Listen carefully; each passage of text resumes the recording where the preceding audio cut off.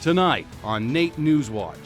The Rainbow Valley Bridge reaches its second stage of expansion. And they switched the whole light system by my house and it's just way worse now. So to be honest, it's quite brutal. And members of the Civic Service Union demand better wages. We're hoping that this is leverage that's going to bring the city back to the table and offer us a fair and equitable deal. Plus, the City of Edmonton encourages active modes of transportation. We already have a really great active transportation network, but it's going to be growing even more. NewsWatch starts now. Good evening and welcome to NAIT NewsWatch. Today's top story is the second stage expansion of the Rainbow Valley Bridge and what this means for drivers. That's right, Maria. How will this construction impact local residents and businesses in the area? Our Graham Fellows joins us live from NAIT Hallways with more on this story. Thanks, guys. The second stage of the River Valley Bridge expansion has begun. And what does this mean for commuters? Well, what it means is you might want to pack your favorite tunes, pack your favorite podcasts, and maybe a snack because odds are you'll be waiting. Call it the sounds of patience. Construction season, or should I say seasons, has started, and if you take the Rainbow Valley Bridge, you may want to consider an alternate route. Well, I live with my parents right now, so by the time the construction's all done, I won't even get to enjoy it. To be honest, it's quite brutal, but I mean, hey, I don't really have a say, so. The second stage of bridge construction is underway and travel delays are expected east and westbound. During peak hours, the East Bridge will accommodate dual lanes both ways. However, road workers can close lanes if needed. The updates will boast a larger sidewalk, but for now, it's closed, forcing walkers to take an extended route through the ravine. Well, what bugs me is that I can't go on that White Mud North Trail because they're doing some construction on the trail. So that cuts out one of my favorite places to walk. But the construction isn't just affecting pedestrians. Amanda's dog doesn't like the construction either. Georgia hates loud noises, so she doesn't like the construction. Behind me, the Terwilliger Bridge expansion is taking place. It started on Monday, and it leaves local business owners wondering, will it affect their business? Not like we have a big choice. At Snow Valley, Tim Day is hoping for the best, but prepared for the worst. So they came to us about 2 years ago and said this is going to be going on, and we were like, oh, how nice.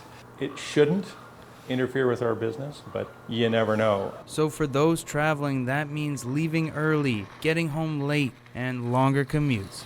The westbound bridge expansion is expected to be finished later this year, but that doesn't mean the end of delays. The eastbound construction will start upon completion of the west. The estimated finish date, late 2025. It's going to be a long 2 years for commuters taking the bridge and could be worse for those come summer. Graham, you mentioned it could be worse in the summer. How will this impact businesses in the area?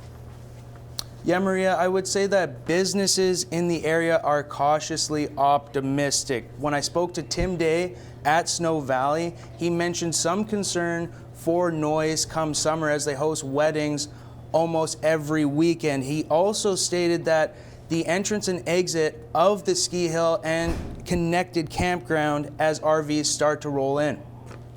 Graham, what about city transit? How are their routes affected, and are there any alternate routes of travel?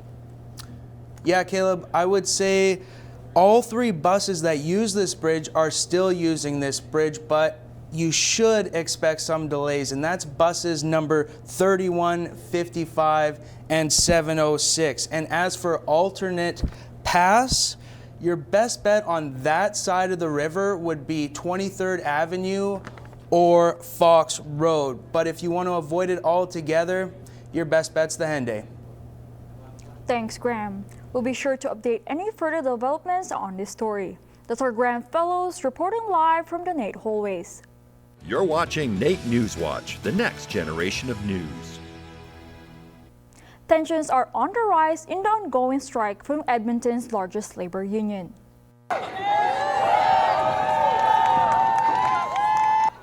Hundreds of members of Civic Service Union 52, including 911 dispatchers, public library workers, and others, gathered outside of City Hall Wednesday afternoon to protest against the unfair pay they received.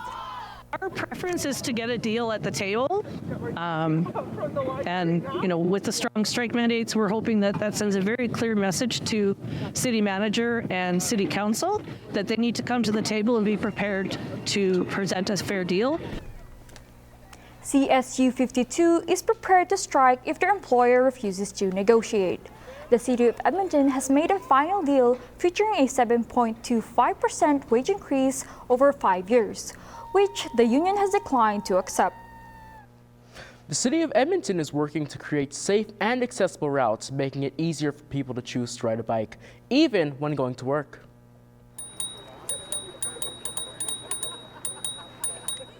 The city invited cyclists last Friday to celebrate Winter Bike to Work Day.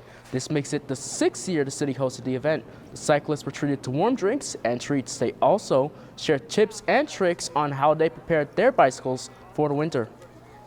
Just an overall surprise of you can still commute in winter, and we have some stats around it too that 1 in 4 cyclists are actually commuting year round, so including in winter right now. The city will also begin its construction on 10 new shared pathways spanning 17 kilometers starting this spring. Until then, now's a good time to go outside and enjoy some biking. The Edmonton Oilers are celebrating Black History Month by unveiling a new look. This unsuspecting building hosts the studios of local Edmonton artist AJ Luden. To commemorate Black History Month, the Oilers asked AJ to design a logo for the season's specialty jerseys. According to AJ, African diasporic clothing patterning and the heritage of Black culture are said to be the inspiration for the logo. As an artist, I'm mostly known for doing paintings. I do a lot of large-scale murals around the city. And for this project, and more recently in my own practice, I've really been interested in textiles. And I think textiles, like the clothing that we wear, the other textiles that we have in our homes, become symbols of culture. The way that they're woven, the patterns, the designs that we use, they just really start to connect to a feeling of heritage. The Oilers will be debuting AJ's jersey design at Rogers Place during their Celebrating Black History game on February 21st. The Valley Zoo Development Society offered Edmontonians a way to move on from their not-so-special someone on Valentine's Day. Edmontonians donated in the Valley Zoo's Dump Your Ex and Adopt an Animal campaign by naming a mealworm after their ex. The mealworms were fed to meerkats as a way to let go of past frustrations, memories, and to have a last laugh. You know what? It's a ton of fun. It's been really interesting to see the way that people have taken it. It started off with people's exes, but we've seen people expand out to sports teams, to old jobs, professors. So people are having a ton of fun with it, and that's what we love to see. We love that good spirit. The campaign raised $1,200. All donations will go to the Edmonton Valley Zoo's Animal Enrichment Program, supporting the care and well-being of every animal at the zoo. Some culinary students have a good reason to walk a little taller and boast a bit this week. NAIT's culinary team came back from Germany with a whole lot of silverware with them.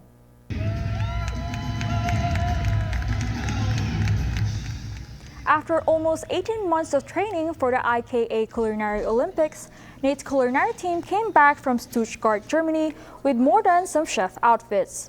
The historic group won silver, beating over 18 teams from across the world. We've been practicing for over a year and a half now, and the blood, sweat, and tears have paid off.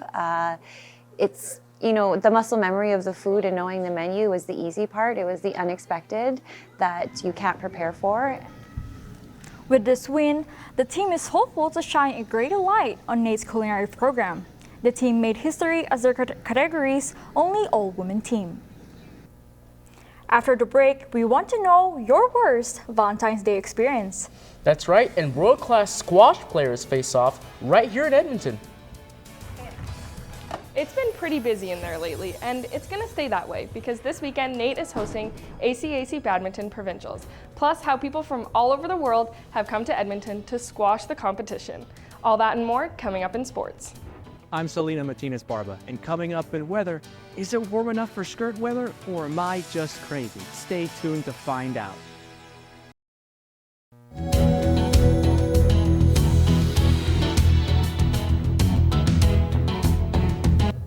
You know, Caleb, it seems like the weather can't make up its mind. Maria, now that you mention it, it's been confusing me too for the past little while. Maybe our Selena Martinez-Barba can clear some things up. Thanks, guys. Spring is just around the corner, so this week expect sunlight and clear skies because with low winds and minor active weather, clouds aren't going to be in the way to soak up some rays. Sorry to you snow lovers. Let's go into our temperature. Here in Edmonton over the weekend, we're going to see a high of 2 with a low of -9. No clouds really, little bit though, but mainly sunny. Going over to Calgary, we're going to see down south that they're going to see a high of +5, pretty good, with a low of -10. Once again, really sunny, no clouds or rain or snow, surprising. Going over to the Rockies and Jasper, they're going to be seeing a high of 3 with a low of -16. Very sunny once again. Also, no snow or rain. Strange to me. Now, going over to Fort Mac, they're going to be seeing a high of 0 and a low of -11. Again, all sun, no rain or snow. Really weird to me. Now, let's go on to our averages. We have an average of -3 for our high and a low of -13 for our average as well. For our records, a high of 11 and a low of -47, sorry. Now, for this coming week, I am positive that with clear skies, a lack of sunlight will not be an issue. But watch out for those glares on your windshield. I've been Selena Martinez-Barba with the weather. NewsWatch Weather is brought to you by NR92, the station for the students. I'm kind of sad I couldn't celebrate Valentine's Day. How about you, Caleb? You know, I was alone. Anyway, let's announce last week's winner of the question of the week. Thank you HHill_03C for your comment regarding the new NAIT Blatchford LRD station and how it's impacting you as a student. You are this week's winner. The NAIT Nugget will give you a great prize. For this week's question of the week, we want to know your Valentine's Day horror stories. If anyone watching wants to share their story, embarrassing or not, go to the NAIT Nugget on Instagram to answer the question of the week. Again, the NAIT Nugget has a prize for the most captivating story. Badminton season is coming to an end, and the men's basketball team is in for a very important postseason. Plus how squash is bringing people from all over the world right here to Edmonton. Our Kylie Saleh has more with sports. Thanks, guys. This past weekend was a big one for the Ooks men's basketball team, looking to secure a playoff spot in head coach Jordan Baker's last dance with the Ooks. Baker has spent the last few years splitting his time with the Ooks and the Stingers, but now he's moving on to a full-time role there, and the team is looking to go out with a bang.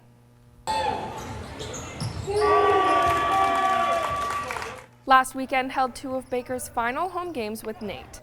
Jordan Baker has spent the last 3 years as the head coach of the NAIT Ooks. This is his final year with the team as he is leaving to pursue a bigger, full-time role with the Edmonton Stingers.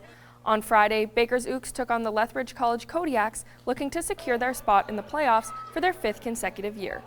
The Kodiaks came out hot and won the first half. Down by 14 points in the third quarter, the Ooks went to work, outscoring the Kodiaks 30-23, but were still trailing going into the final quarter of play. Despite their hard work, the Ooks would fall by a score of 81-72. However, they did clinch their playoff spot against Ambrose University by a score of 82-69 the very next night. If we're going to go out and we're going to lose on our own terms, playing our style of basketball, playing for each other. So yeah, they're important, and I think the guys all understand that so every season is one last time playing with each other. But for me and for this group, especially with our 2 seniors, we understand that this is the last opportunity we're going to get to play with each other. So we're going to make sure we make the most of it. These playoffs will be Baker's last run with the Ooks as he's moving to the Edmonton Stingers as a full-time head coach and general manager following the conclusion of this season. The men's team is now playing for home court advantage in the playoffs, which is crucial to the team as they are 1-7 on the road this season. They play their final 2 games against Briarcrest University and Medicine Hat. Baker hopes to end his time with the Ooks the same way Michael Jordan did with the Bulls: victory. ACAC Badminton is gearing up for provincials right here in our nest. Not only is this the fourth and final tournament for most, it's also the most important. While it might be quiet in the NAIT gym right now, the action will be taking flight tomorrow. ACAC badminton players will be competing in their fourth and most important tournament of the year, provincials. The Ooks have been practicing and playing for this all season, and many are excited but also nervous. I hope to take home the banner, but SAIT and Kings are both really tough schools. It's Sam's first provincials, but home court isn't necessarily ideal for her. I think just being on home court might make it easier for us because we're the most used to the gym. I haven't played many tournaments here, so I think that's what I'm going to struggle with on game day. For rookie Greg, however, it is quite the different story. I've been playing at this gym since for a really long time, so I'm pretty used to it, yeah. It's been home court since I used to look on the pictures on the wall, so yeah. The Ooks are heading into provincials ranked second only to SAIT. They are going in with high hopes, but also looking to have fun while using provincials as a stepping stone to get to nationals. Ideal outcome is we get a spot and then go to nationals and then gain some experience there and just have fun in the meantime. They say coaches don't play, but for head coach Alan Chow, that's not always the case. Obviously, he isn't playing in games, but he challenges his players to be their best, and sometimes to be the best, you have to play the best.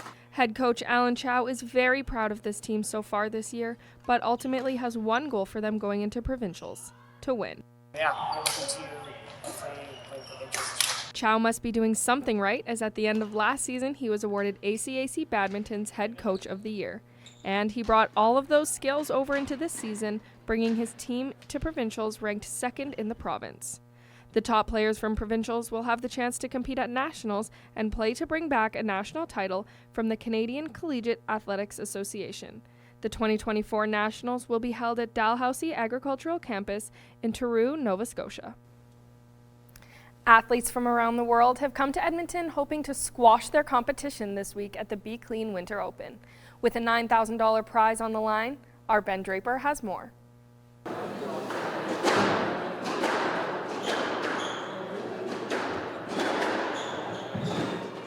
Right here in Edmonton, pro squash players from around the world have come to improve their rank and compete for $9,000. Yes, yeah, so it's a Be Clean Edmonton Squash Club Winter Open, where we have 24 players coming from all over the world. Our club's a very vibrant club, and so that we have a huge population that love to play out of this club and are very passionate about their sport, but with the Olympics coming in LA 28, it puts squash on the map, and we anticipate a lot of interest for people wanting to learn the sport and play the game. So why Edmonton? Yeah, so I chose to come to Canada partly because I came here last year, and the people here are really nice. You know, the squash is good, the courts are good. They always put on a good event. They always treat the players well. They always billet them as well, so they find them a place to stay, which is really helpful for us because in squash, you don't really earn too much. You know, you don't really earn too much money, especially at these lower level events. Yeah, helps out. The tournament is still ongoing with the finals taking place this Sunday. Ben Draper, NAIT NewsWatch. Since that game on Friday, I've been super excited to watch the Ooks during the playoffs. You know, I've been to a few games myself, and they have been extremely exciting. Maria, do any of these events interest you at all? Actually, they all do. Provincials are so fun, plus a $9,000 prize for the squash tournament. Amazing. Thanks, Kylie. We'll be right back. Coming up after the break, White Ave gets a little bit sweeter. And how to get gains while gaming. I had a blast, I really loved it, and working here just makes it even better. If you couldn't celebrate Valentine's Day on Wednesday, don't you worry. I'm Gabby Bernal, and in a few moments we'll show you some indoor and outdoor activities to make up for it this weekend. NAIT NewsWatch 2024 Team Apparel brought to you by Craytex Industries, Alcohol Promotions, and Vieta Bakery. Welcome back. Caleb, I've been eating a lot last week and now I want to lose some pounds. Do you have any gym recommendations I should go to for a good workout? You know, I'm a huge foodie myself, so I don't know anything about any real regular gyms, but our Cap Santos went to a recreational arcade-style gaming center to get swole.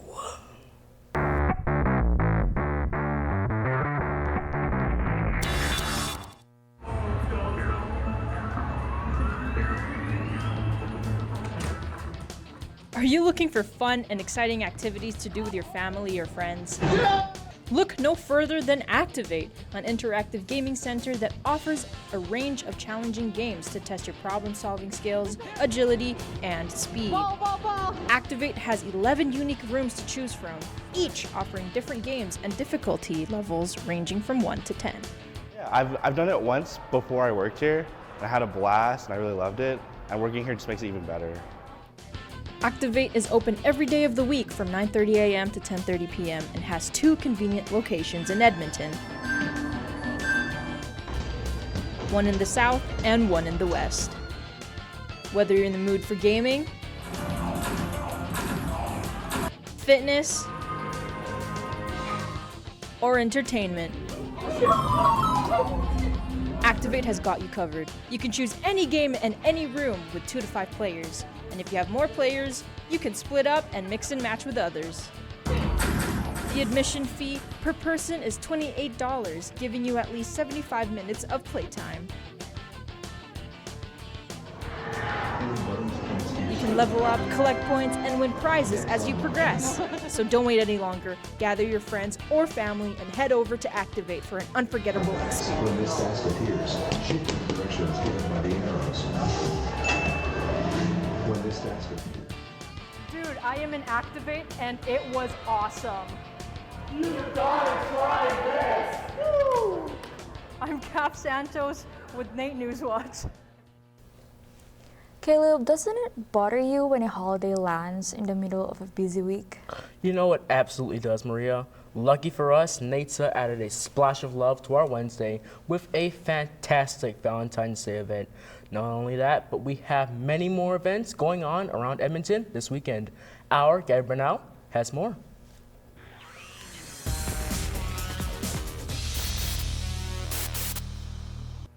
Thank you guys. And you're right, Caleb. NAIT rose to the occasion this week with a special Valentine's Day event that allowed students to express their love and gratitude for the people they care about. As the CAT building came to life in shades of pink, students gathered for an afternoon filled with crafting activities. From love letters to delightful sweet treats, there was something for everyone to pour their heart into. Because even if the holiday follows on a Wednesday, the joy of spreading love knows no midweek boundaries. It's an opportunity for students to come by. They can make their own card to give to a friend or loved one, family, anyone. We're also offering Valentine's Day treats. So we've got some candy and chocolate. We gave away flowers. It's just a nice way for students to spend a little time, relax, enjoy Valentine's Day. If you would like to attend future events here on campus, make sure to visit www.uxlife.ca. And if you didn't have time to celebrate Valentine's Day this week, or you're just looking for a cure for the winter blues, head down to White Ave this weekend for some very unique drinks and treats that will surely make up for it. Edmonton Sweetest Festival is back this week. Taking over Old Strathcona, the Sweet Treats and Latte Festival highlights the amazing cafes and bakeries throughout the district in support of more than 20 participating local businesses. This is my third Sweet Treats Festival here, and I find that whenever it's happening, you tend to have a lot more people walking down White Ave than usual, and you also have a lot more people just come in and talking. It kind of brings in like a sense of community a little bit, because you have more people kind of going business to business rather than stopping in at one store on White Ave and then kind of going home after that. So it definitely increases the business here. All within a walkable distance, ask for a coffee cart at any of the participating locations and make your way around the district to collect all stickers for a chance to win amazing prizes by the end of the week. Since you indulge in some sweet treats with those stories, why not pair them with some skating, movie watching, and ice sculptures? Our Terry Andrusiak explores the Silver Skate Festival. Edmonton has been warming up this month, and Edmontonians are taking advantage of that as they gather at Sir Wilfrid Laurel Park this week. Every year has different days with different challenges. We're in a new park this year, so we're still gauging, but we're happy with the attendance. This weekend is going to be really, really nice, and that's usually when we really get a good, solid idea of our numbers. Families enjoyed scenic walking paths and ice sculptures and indigenous mosaics from local artists, international movies, and for the risk takers, skating. This one, we just kind of wanted to make something that people could interpret themselves. The festival showcased movies from more than 26 countries, including local films from Canada. The theme of the films are Indigenous and snow sports. So I don't know the exact number of countries off the top of my head that we have films submitted from, but this year we do have films submitted from Canada, the United States, Japan, we have from Austria, Germany, Czechia, we also have from Italy and Spain. I think there might be a few others as well, but yeah, lots of representation from international countries, which is very cool. The festival is also collecting donations in order to keep the festival growing for future audiences. You can donate by visiting their website at silverskatefestival.ca. I'm here enjoying myself at the Silver Skate Festival that runs from February 10th to the 25th. But I don't know about you because I am really tired from exploring this amazing festival. So now, if you excuse me, I'm gonna go watch a movie. This has been Taryn Andrusiak, NAIT NewsWatch. Well, guys, did you get to celebrate Valentine's Day, or are you looking forward to some activities this weekend? You know, I'm looking forward to checking out the festival. Temperatures should be good, so I hope the screen doesn't really melt. Well, I was very busy this past few days, so I'm definitely going to celebrate. Thanks, Gabby. And that's all for this week. I wonder what we will have next week. Well, you know, Maria, I hate to be the bearer of bad news, but next week we're off. We've got reading break. So make sure to catch us on March 1st for the next episode of NAIT NewsWatch. Thanks for watching and have a great night.